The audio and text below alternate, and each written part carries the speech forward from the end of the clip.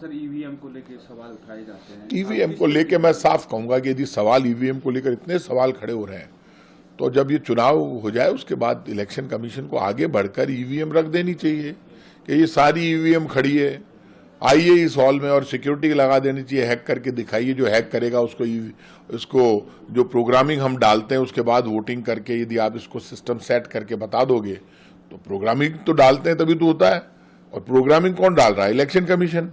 तो प्रोग्रामिंग आप जो प्रोग्राम आपने डाला आप वो उसको देते ही नहीं है कैंडिडेट को।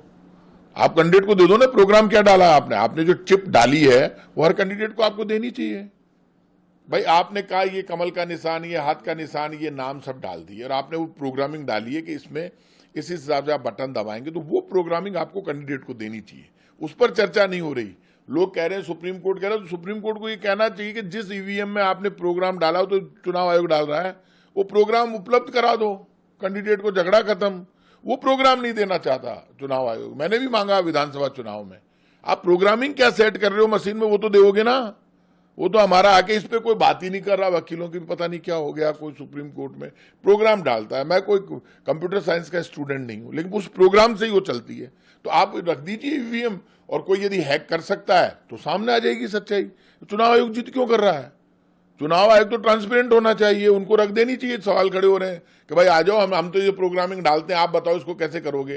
तो सारी प्रोग्रामिंग खुली कर दो और उससे पहले आप जब जाओ तो उसको बताना चाहिए हमने ये प्रोग्रामिंग डाली है। वो क्यों नहीं बताते हैं? इसमें कोई बुरा मानने की बात नहीं है। ईवीएम पर अब इतने सवाल खड़े हो गए तो चुनाव आयोग को रखनी चाहिए और कॉल करना चाहिए कि हम इनाम देंगे, जो आएगा ईवीएम में कोई गड़बड़ है तो करके दिखाई दे, कोई करके दिखा दे, चेंज कर दो, बात करता हूँ।